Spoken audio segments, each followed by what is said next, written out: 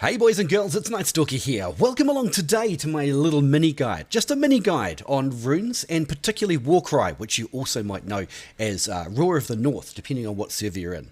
Currently there is a difference in the name between a lot of things between the two major server groups, the clusters, but they are currently rectifying this, and over time they will all, start to match. But anyway, let's talk about runes real quick. Anyone who's done all this, I'll just spend 30 seconds explaining the real basics and then we'll talk about the rest. So, to unlock runes, you've got to basically play. Okay, you've got to play and get up your season level. So up here, your seasonal runes. This is all the runes that become available per your season level, and that is only gained by playing games. Here is the basically the outline, right? And if you go back here to here, this will tell you your current season level, which is very, very different to your level that is for your character. Okay, and also when you see 5 purple and 3 gold when you load in, and you only got green and blues, that's actually not the level of the character. It has nothing to do with what units they have or anything. It's simply how many battles they've played this season, and that's what the season level is. Now, as you go through your season level, up here, seasonal runes. This is the F5 menu, by the way. This one here. It will tell you which runes are which and when you gain them. All right, and it'll be different. Each one has 6 new runes, and some of them are applicable only to specific weapons. So you'll have to go through that in your own time. I won't do that with you. It's really boring to listen to. So once you've unlocked your runes, where do you go from there? By the way, if you don't have the F5 menu, I believe that you'll find a little yellow shield with a yellow exclamation mark over the War Scholar. It's been a long time since I actually had to start the rune quest, but I'm pretty sure it's from the War Scholar. But all you got to do to bring up this menu is hold down the tab key, and if you actually click on what you want to go to, it will just take you there. Alright, so runes. Let's have a look here in the runes. Once you actually have your runes, you can click on this button here, and it will show you all of your weapons in both your inventory, that's the I key, and in your storage, which is, a lot of people actually who are new don't know that you've got another storage here, this little tent thing. Crazy, right? You've got heaps of storage. It'll also show anything in your wagon if you happen to have there, but I don't think runes really apply to that. So, back here. Choose your weapon that you want to use. In my case, it's my Dragonblood Longsword. I like this one for a longsword because it has slashing armor penetration, slashing damage, and strength, which are the 3 lovely things that you absolutely want to have when you're a longsword. Using the build that I build. To be fair, not everyone will use those same ones. So you select your thing. Let's have a look. We'll outfit our Windcatcher bow, right? So we'll killing an enemy, basic attacks, and we've run out of energy here. Do you see that? The weapon has five slots of energy. So you'll see here 1, 2, 3. This one is 1. This one is 1.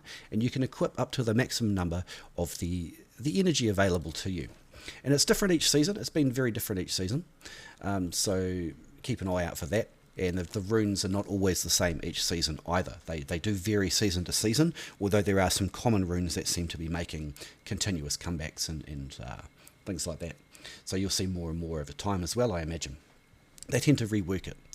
So here we go. Let's go back and have a look here at our helmet.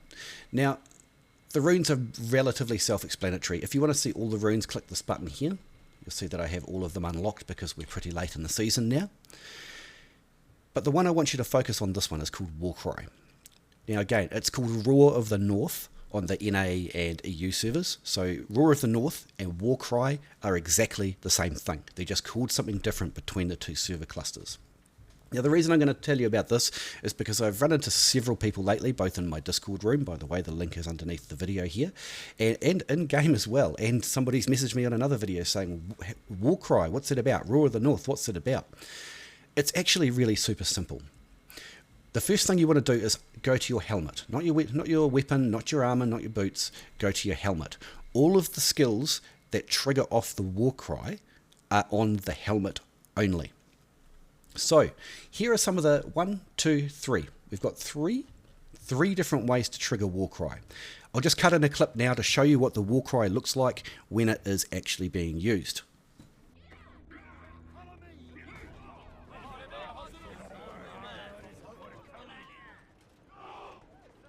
Okay, so that's what it looks like when you trigger Warcry. Now the way to trigger those is here. Warcry triggers upon using a Paragon skill, and it will give you an additional bonus. Warcry triggers upon killing an enemy hero, adds a bonus. Warcry triggers upon dropping below 30% health. Here's a bonus. One thing, Paragon skills, they're your alts, okay? So they're these skills, all the ones in gold. Whichever one you want to look at, they're in gold, okay? So, you know, even if it's a pre-built one like Pike or Maul, Paragon skills are the gold ones.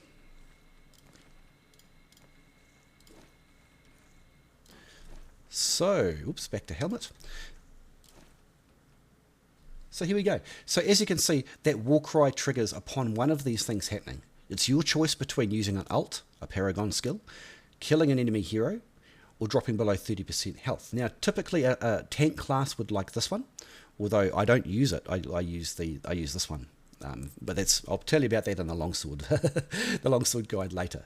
Upon killing an enemy hero, so a dual blades or a spear or a pike might like that bit more. And on a Paragon skill is any intermediate classes or ones that want to trigger it more often. How long does Warcry last? 10 seconds. 10 seconds is the baseline. And all Warcry lasts for that long. There are some things that are added to the Warcry that don't last the full duration. Okay, so that's something that you have to keep in mind as well. Let's pop back to, let's say, the armor. You'll see here, damage taken is reduced by 50% for the first 3 seconds of Warcry, or Roar of the North. Warcry requires a specific helmet rune. So, in my case, I trigger it on using a Paragon skill, usually the Clash of Shields ult, which charges me face first into the enemy. So the reason that I've paired it with this one is because for the first 3 seconds, i.e. when I'm contacting the enemy before I start to pull back out again, I will take 50% less damage. Smacko. Alright, there are other ones you can use as well. For example, damage increased by 10% while Warcry is active. That will last the full duration of Warcry, 10 seconds. I don't think there's any other ones. Oh, there we go, there's another Warcry one. The option is yours. And you can build your character around this, or you can completely ignore it. It's really your call. All types of damage are increased by 250 points while Warcry is active, however all defences are reduced by 10%. But don't forget, I've got already 50% increase in my defence, and then once I've come out of that Clash of Shields ult, I now have 250 points of Warcry. So this boosts the very minimal amount of burst damage that a longsword has. That burst damage for a longsword, if you're a longsword player, is Clash of Shields ult straight into the Valor skill. And that would kill a half health medium or 2/3 health light, believe it or not, if you can pull it off. And you can build your whole what do you call it? You build your whole build, build your whole build around the Warcry if you so choose. There is one other thing that I want to talk to you about, and that is, where are we here?